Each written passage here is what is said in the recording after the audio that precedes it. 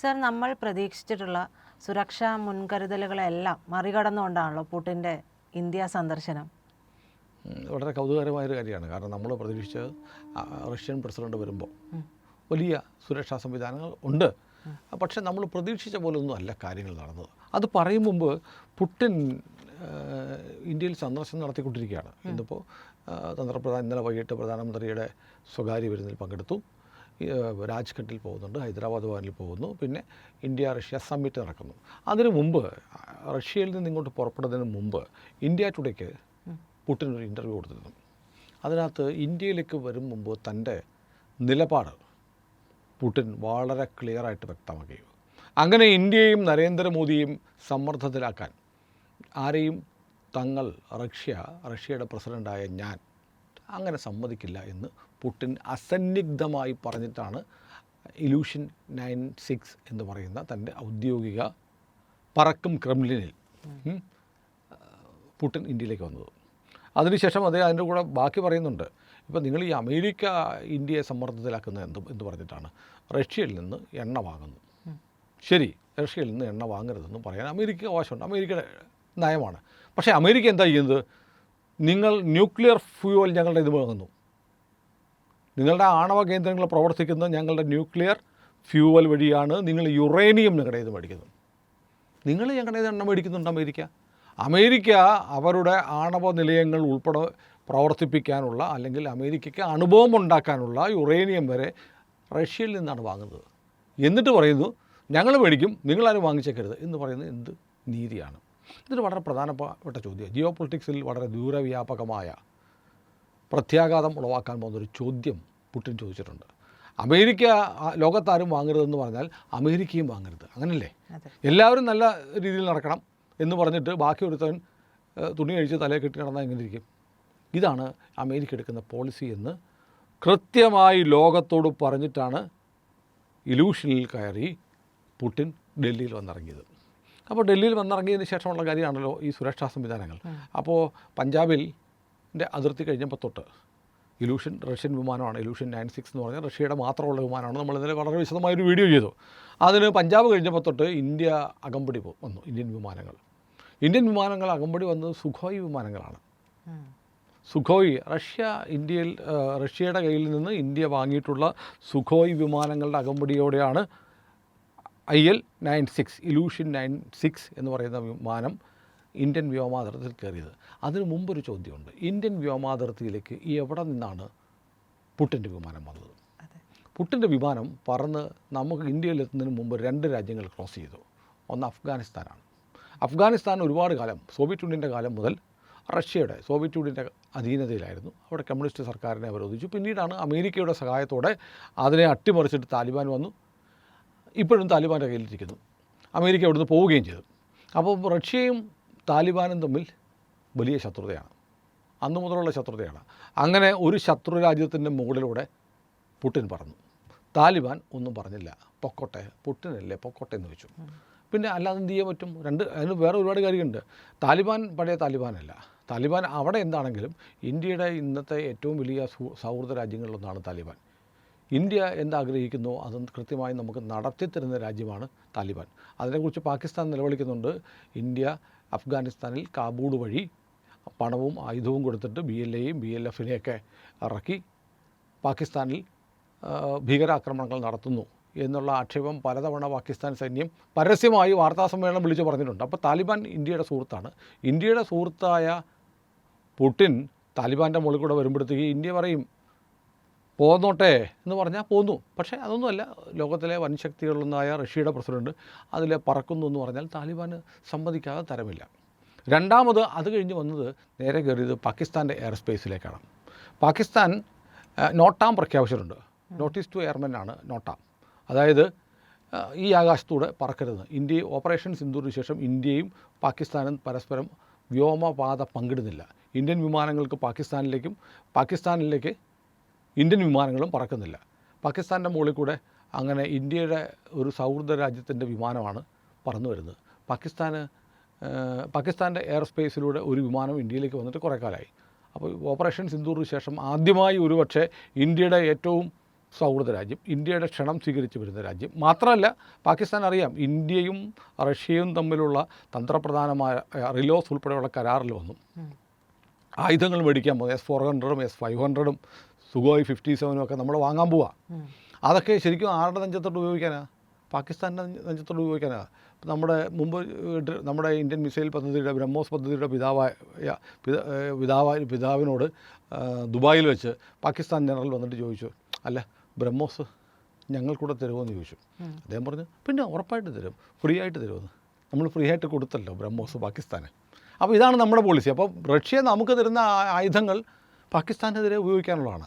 അങ്ങനെ ഇന്ത്യയെ ആയുധം അണിയിക്കാൻ പോകുന്ന റഷ്യൻ പ്രസിഡൻറ്റ് അഫ്ഗാൻ്റെ മുകളിലൂടെ പറന്ന് പാകിസ്ഥാൻ്റെ മുകളിലൂടെ പറന്നപ്പോൾ പാകിസ്ഥാന് പച്ചക്കൊടി വീശി പൊക്കോ സാറേ എന്ന് പറയാനേ പറ്റുള്ളൂ. അങ്ങനെ ഡൽഹി വിമാനത്താവളത്തിൻ്റെ ടെക്നിക്കൽ ഏരിയയിൽ പുടിൻ വന്നിറങ്ങി. അതായത് ഉക്രൈൻ യുദ്ധത്തിന് ശേഷം ആദ്യമായിട്ടാണ് പുടിൻ ഇന്ത്യ സന്ദർശിക്കുന്നത്. ഉക്രൈൻ യുദ്ധത്തിന് ശേഷം പുടിൻ അപൂർവം ലോകരാജ്യങ്ങളെ സന്ദർശിച്ചിട്ടുള്ളൂ, അതിലൊന്ന് ഇന്ത്യയാണ്. പുടിൻ വന്നിറങ്ങി ചുവപ്പ് പരവതാനി വെച്ച് സ്വീകരിച്ചു. നരേന്ദ്രമോദി നേരിട്ട് ചെന്ന് പുടിനെ സ്വീകരിച്ചു. നരേന്ദ്രമോദി അങ്ങനെ വിമാനത്താവളത്തിൽ വന്ന് അപൂർവം ആളുകളെ സ്വീകരിക്കാറുള്ളൂ. അതുമാത്രമല്ല, പുടിന് സഞ്ചരിക്കാൻ വേണ്ടിയിട്ട് പുടിൻ്റെ മറ്റേ വാഹനമുണ്ട്, ഓറസ് സെനറ്റ് ലിമോസിൻ, പ്രതിരോധ കോട്ട എന്നൊക്കെ പറയുന്ന പീരങ്കി ഉണ്ട കൊണ്ടുപോലും തകർക്കാൻ കഴിയാത്ത ലിമോസിൻ ഓറസ് കാറ് വന്നിരുന്നു. അതിനകത്താണ് 45 മിനിറ്റ് ഷാങ്ഹായ് ഉച്ചകോടി പോയപ്പോൾ മോദിയും പുടിനും കൂടെ സംസാരിച്ചു. അതവിടെ വന്ന് കിടപ്പുണ്ട്. പിന്നെ കസ്റ്റമൈസ് ചെയ്തിട്ടുള്ള ഒരുപാട് കറുത്ത സ്കോർപ്പിയോ അല്ല ഫോർച്യൂണർ വണ്ടികൾ, പ്രധാനമന്ത്രി പോകുന്നതിൻ്റെ കൂടെ പോകുന്ന അകമ്പടി പോകുന്ന കസ്റ്റമൈസ് ചെയ്ത് ബുള്ളറ്റ് പ്രൂഫൊക്കെ ഉള്ള സംവിധാനങ്ങളുള്ള വാഹനങ്ങൾ കിടപ്പുണ്ട്. പിന്നെ നമ്മുടെ ഇന്ത്യൻ പ്രധാനമന്ത്രിയുടെ ഔദ്യോഗിക വാഹനമായ, അതിൻ്റെ വിശേഷണം ശ്രദ്ധിക്കണം, ന്യൂക്ലിയർ ഹാർഡൻഡ് റേഞ്ച് റോവറാണ്.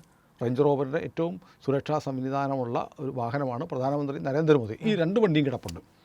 അപ്പോൾ സ്വാഭാവികമായും പുടിൻ വന്ന് കയറേണ്ടത് പുടിൻ്റെ ഓറസിലാണ്.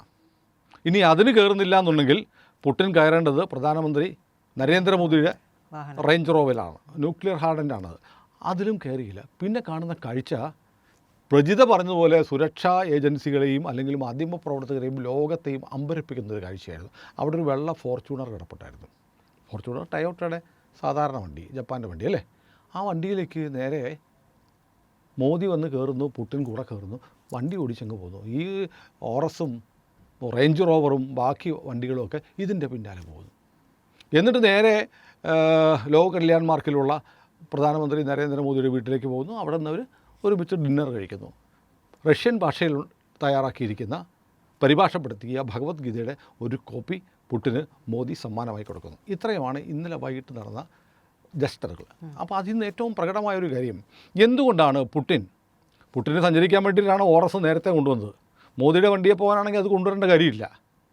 അതും ഇനി വേറെ ഫോർച്യൂണറെ കയറി പോകാനാണ് മോദിയുടെ പ്ലാനെങ്കിൽ മോദി ആ വണ്ടിയെ വന്നാൽ മതി. അതുമല്ല, മോദിയുടെ വണ്ടി എവിടെയുണ്ട്, പുടിൻ്റെ വണ്ടി എവിടെയുണ്ട്, ഇതിൽ രണ്ടിലുമല്ലാതെ ഒരു സാധാരണ വെള്ള ഫോർച്യൂണറിൽ എന്തിന് മോദി കയറി പുടിനെ കൂടെ കയറ്റി എന്നുള്ള ചോദ്യം ഇന്ന് പരക്കെ ചോദിക്കുകയാണ്. അതിലൂടെ ലോകത്തോട് എന്താണ് പറഞ്ഞത്? ലോകത്തോട് പറഞ്ഞത് ഇത്രയേ ഉള്ളൂ, റഷ്യൻ പ്രസിഡന്റ് പുടിന് ലോകത്തെ ഏറ്റവും വിശ്വാസമുള്ള നേതാവ് നരേന്ദ്രമോദിയാണ്. ഏറ്റവും വിശ്വാസമുള്ള രാജ്യം ഇന്ത്യയാണ്. അവിടെ മോദി എവിടെ കയറാൻ പറഞ്ഞോ അവിടെ ഞാൻ കയറും. അതെൻ്റെ ഓറസ് വേണമെന്നില്ല, റേഞ്ച് റോവർ വേണമെന്നില്ല. ഇനി ഏറ്റവും വിചിത്രമായ മറ്റൊരു കാഴ്ച കണ്ടു. റഷ്യൻ പ്രസിഡന്റ് ലോകത്തെവിടെ പോയാലും അദ്ദേഹത്തെ കവർ ചെയ്യുന്നത് അദ്ദേഹത്തിൻ്റെ FSO എന്ന് പറഞ്ഞ സെക്യൂരിറ്റി ഏജൻസിയും പ്രസിഡൻറ്റ്സ് ബോഡി ഗാർഡ് എന്ന് പറഞ്ഞ SBP എന്ന് പറഞ്ഞ ബോഡി ഗാർഡ്സ് ഉണ്ട്. ഈ FSOയിലുള്ള FBPക്കാർക്കൊരു സ്വഭാവമുണ്ട്. പുടിൻ എവിടെ നിന്നാലും അവർ പുടിനെ നോക്കിക്കൊണ്ടിരിക്കും. ലോക നേതാക്കന്മാർ, ഇനി സാക്ഷാൽ ട്രംപാണേലും പുടിൻ്റെ കയ്യെ പിടിക്കാം. കയ്യിലല്ലാതെ പുടിൻ്റെ ദേഹത്ത് എവിടെയെങ്കിലും തൊട്ടാൽ ഈ FBP വന്ന് ആക്ട് ചെയ്യും, പുടിൻ വിലക്കിയില്ലെങ്കിൽ. വേറെ ഇപ്പം പാകിസ്ഥാൻ പ്രധാനമന്ത്രിയിലെ മുനീർ പുടിനെ കടന്ന് ഷെയ്ക്കാൻഡ് കൊടുത്തു. അത് കഴിഞ്ഞിട്ട് മുനീർ എടുത്തിട്ട് മുനീറിൻ്റെ തനി സ്വഭാവം കാണിക്കാനായിട്ട് പുടിൻ്റെ തോളത്ത് കൈയിട്ടാൽ FSOയും FBPയും വന്ന് മുനീറിനെ കൊട്ടയിലാക്കി കൊണ്ടുപോകും. അത് പുടിൻ്റെ ഇതപര്യന്തമുള്ള വിദേശ യാത്രകളും ഒക്കെ പരിശോധിച്ചാൽ കാണാം. ഈ FSOയും FBPയും അങ്ങനെയാണ് പെരുമാറിയിട്ടുള്ളത്. പക്ഷേ ഇവിടെ കണ്ട കാഴ്ച പുടിൻ വന്നിട്ട് ഈ ഫോർച്യൂണർ എല്ലാ പ്രോട്ടോക്കോളും സുരക്ഷാ സന്നാഹങ്ങളും മാറ്റിവെച്ചിട്ട് ഈ ഫോർച്യൂണറിൽ കയറുമ്പോൾ, വെള്ള ഫോർച്യൂണറിൽ കയറുമ്പോൾ സംഭവിച്ചത് അതിന് ചുറ്റും അണിനിരുന്നത് SPG ആണ്, ഇന്ത്യൻ പ്രധാനമന്ത്രിയുടെ സുരക്ഷയ്ക്ക് വേണ്ടിയിട്ടുള്ള സ്പെഷ്യൽ പ്രൊട്ടക്ഷൻ ഗ്രൂപ്പാണ്. അവിടെ ഉണ്ടായിരുന്ന FSOയും SPBയും മാറി നിന്നു. അപ്പോൾ മോദിക്ക് സുരക്ഷ കൊടുക്കുന്നവർ മതി, മോദിയുടെ സുരക്ഷ മതി എനിക്ക് ഇന്ത്യയിൽ, അതെൻ്റെ ആത്മവിശ്വാസമാണ്, റഷ്യയുടെ ആത്മവിശ്വാസമാണെന്ന് ഒരുപക്ഷെ ലോകത്ത് അമേരിക്കൻ പ്രസിഡൻറ്റിനേക്കാളും സുരക്ഷയുള്ള ആൾ പുടിനാണ്. ഇപ്പോൾ യുദ്ധത്തിലാണ് ഉക്രൈനുമായിട്ട്. അതുകൊണ്ട് തന്നെ പുടിനെ ഇല്ലാതാക്കാൻ വേണ്ടി ഉക്രൈനും നാറ്റോ രാജ്യങ്ങളും യൂറോപ്യൻ യൂണിയനും എന്തും ചെയ്യാം, അത്ര വലിയ സുരക്ഷാ ഭീഷണിയുണ്ട്. അതുകൂടാതെ ഏതാണ്ട് റഷ്യയിലെ ഏകാധിപതി എന്നാണ് പുടിനെ വിളിക്കുന്നത്. അതുകൊണ്ട് ആഭ്യന്തരമായ ശത്രുക്കളുണ്ട്.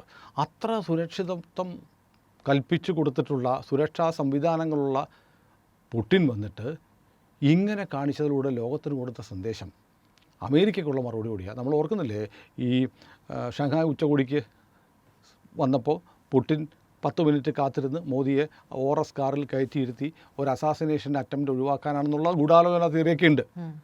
അത് പുടിനെ ഞാൻ അന്ന് സംരക്ഷിച്ചു. പുടിൻ പറയാണ് മോദിയെ ഞാൻ അങ്ങനെ സംരക്ഷിച്ചു എന്ന് പറയുന്നവരോട് പുടിൻ്റെ മറുപടിയാണ്, കണ്ടോളൂ ലോകമേ, എനിക്ക് ഇന്ത്യൻ പ്രധാനമന്ത്രി നരേന്ദ്രമോദിയെ അത്രമേൽ വിശ്വാസമാണ്. എനിക്ക് ഇന്ത്യൻ പ്രധാനമന്ത്രി സഞ്ചരിക്കുന്ന വാഹനത്തിൽ സഞ്ചരിക്കാൻ എനിക്കൊരു ഭയവുമില്ല. എനിക്ക് ലോകത്ത്, എൻ്റെ രാജ്യത്ത്, എൻ്റെ മോസ്കോയിൽ, എൻ്റെ ക്രെംലിനിൽ, എൻ്റെ റഷ്യയിൽ ഞാൻ എത്രമാത്രം ഫീലിംഗ് എനിക്കുണ്ടോ അത്രമേൽ സുരക്ഷിതനാണ് ഞാനെന്നുള്ള ഒരു ബോധ്യം എനിക്ക് മോദിയുടെ അടുത്തുണ്ട്, മോദിയുടെ ഇന്ത്യയിലുണ്ട് എന്ന് വിളിച്ചു പറയുകയാണ്. അത് വല്ലാത്ത ഒരു ഒരു പൊളിറ്റിക്കൽ ജസ്റ്റർ കൂടിയാണ്. അമേരിക്ക ഉൾപ്പെടെയുള്ള രാജ്യങ്ങൾ ഇന്ത്യയുമായി പോരിൽ നിൽക്കുന്ന സമയത്ത് റഷ്യൻ പ്രസിഡന്റ് വന്നിട്ട് അദ്ദേഹത്തിൻ്റെ സുരക്ഷാ സംവിധാനങ്ങളൊക്കെ സൈഡ് ലൈൻ ചെയ്ത് ഇന്ത്യൻ പ്രധാനമന്ത്രി എടുത്ത നിലപാടാണ് ഏറ്റവും അത്ഭുതകരം. അദ്ദേഹത്തിൻ്റെ സ്ഥിരം വണ്ടിയെ കയറ്റിയില്ല, വേറൊരു ഫോർച്യൂണർ കയറിപ്പോയി. അതിൽ ഈ പറയുന്ന അതീവ സുരക്ഷാ മാനദണ്ഡങ്ങളുണ്ടോ എന്നറിയില്ല, ഉള്ളതായിട്ട് നമ്മൾ കേട്ടിട്ടില്ല. അങ്ങനെ ഇന്ത്യൻ പ്രധാനമന്ത്രിക്ക് വേണ്ടി ഒരു വെള്ള ഫോർച്യൂണർ ഒരിക്കലും ഉപയോഗിച്ചതായിട്ട് നമ്മൾ കണ്ടിട്ടില്ല. നരേന്ദ്രമോദി വന്ന കാലം മുതൽ കറുത്ത റേഞ്ച് റോവറിലാണ് പോകുന്നത്. അപ്പോൾ ഒരു വെള്ള റേഞ്ച് റോവറിൽ പോകുന്നു. അതിലൂടെ ലോകത്തിന് കൊടുത്ത സന്ദേശം ഇന്ന് ലോക മാധ്യമങ്ങളിലാകെ ഡിഫൻസ് സൈറ്റുകളിലൊക്കെ വലിയ ചർച്ചയാണ്. അതാണ് നമുക്കൊന്ന് പറഞ്ഞു നോക്കേണ്ടത്. മോദിയെ എത്രമേൽ പുടിൻ വിശ്വസിക്കുന്നു എന്നുള്ളത് ഓരോ ഇന്ത്യക്കാരനും അഭിമാനം നൽകുന്നുണ്ട്. റഷ്യ ഇപ്പം നമ്മളെ വലിയ തോതിൽ ആയുധമണിയിക്കാൻ പോവുകയാണ്. വെറുതെ വെറുങ്കയോടെ അല്ല പുടിൻ വന്നിരിക്കുന്നത്. പുടിൻ ഇന്ത്യയിൽ വന്നത് വഴി അമേരിക്കയുടെ മൂടുതാങ്ങികളായ പാകിസ്ഥാൻ ഉൾപ്പെടെയുള്ള രാജ്യങ്ങൾക്ക് വലിയൊരു സന്ദേശം കൊടുക്കുന്നുണ്ട്. ഇന്ത്യ എനിക്ക് വിശ്വാസമാണ്, ഇന്ത്യ എനിക്ക് എൻ്റെ സ്വന്തം രാജ്യം പോലെയാണ്. റിലോസ് വന്നപ്പോൾ അത് കഴിഞ്ഞു, ഏതാണ്ട് പൂർണ്ണമായി ഉറപ്പിച്ചു കഴിഞ്ഞു. അങ്ങനെ ഒരു മെസ്സേജ് കൊടുക്കുന്നു എന്നാണ് വ്യാഖ്യാനിക്കപ്പെടുന്നത്. പ്രിയപ്പെട്ട പ്രേക്ഷകരെ, നിങ്ങൾക്ക് ഈ വീഡിയോ ഇഷ്ടപ്പെട്ടു എന്ന് കരുതുന്നു. ഇന്ത്യ ലൈവ് പ്രവർത്തനം ആരംഭിച്ചിട്ട് 1 മാസം പൂർത്തിയാവുകയാണ്. 1 മാസത്തിനുള്ളിൽ നിങ്ങളുടെ ഭാഗത്തുനിന്ന് വലിയ പിന്തുണയാണ് ഇന്ത്യ ലൈവിന് കിട്ടിയിട്ടുള്ളത്. ഈ ചാനലിൻ്റെ വിജയം എന്ന് പറയുന്നത് നിങ്ങൾ ഓരോരുത്തരും നൽകുന്ന അകമഴിഞ്ഞ പിന്തുണയാണ്. ഈ പിന്തുണ നിങ്ങൾ വീഡിയോകൾ കണ്ട് ഞങ്ങൾക്ക് നൽകുന്നുണ്ട്. ഞങ്ങളുടെ വീഡിയോകൾ എല്ലാ ദിവസവും ലക്ഷക്കണക്കിന് ആളുകൾ കാണുന്നുണ്ട്. പക്ഷേ നിർഭാഗ്യം എന്ന് പറയട്ടെ, നിങ്ങളുടെ ഒരു ചെറിയ അശ്രദ്ധ ഞങ്ങൾക്ക് കൂടുതൽ സഹായം ലഭിക്കുന്നതിന് തടസ്സമാവുന്നുണ്ട്. അതായത് നമ്മുടെ വീഡിയോ കണ്ടതിന് ശേഷം ദയവായി ആ വീഡിയോ ഒന്ന് സബ്സ്ക്രൈബ് ചെയ്യുക, ചാനൽ ഒന്ന് സബ്സ്ക്രൈബ് ചെയ്യുക, അതിൻ്റെ ബെൽ ബട്ടൺ കൂടി ഒന്ന് അമർത്തുക. 1 മിനിറ്റിന് താഴെ സമയം വേണ്ടുന്ന ഒരു കാര്യമാണ്. അങ്ങനെ ചെയ്താലേ നമുക്ക് ഈ ചാനൽ ഇനി മുന്നോട്ട് പോകാൻ കഴിയൂ. നിങ്ങൾ ഓരോരുത്തരും ദയവായി ഈ വീഡിയോ കണ്ടതിന് ശേഷം നമ്മുടെ ചാനൽ ഇന്ത്യ ലൈവ് സബ്സ്ക്രൈബ് ചെയ്യാൻ മറക്കരുത്. ആ ബെൽ ബട്ടൺ കൂടി ഒന്ന് അമർത്തണം. ഇത് ഈ ചാനലിനെ നിലനിർത്താൻ നിങ്ങൾ നൽകുന്ന ഏറ്റവും വലിയ സഹായമായിരിക്കും. ഈ സഹായമാണ് ഞങ്ങൾക്ക് വേണ്ടത്. ഇങ്ങനെ നിങ്ങളുടെ സഹായമുണ്ടെങ്കിൽ മാത്രമേ ഞങ്ങൾക്ക് തുടർന്നും മറ്റാരും പറയാത്ത സത്യങ്ങളും വാർത്തകളുമായി നിങ്ങളുടെ മുന്നിൽ വരാൻ കഴിയൂ. ഇത് വ്യക്തിപരമായ എൻ്റെ ഒരു അഭ്യർത്ഥനയായി കണക്കിലെടുത്ത് ദയവായി ഇപ്പോൾ തന്നെ ചാനൽ സബ്സ്ക്രൈബ് ചെയ്യണമെന്ന് ഞാൻ നിങ്ങളോട് അഭ്യർത്ഥിക്കുകയാണ്, അപേക്ഷിക്കുകയാണ്.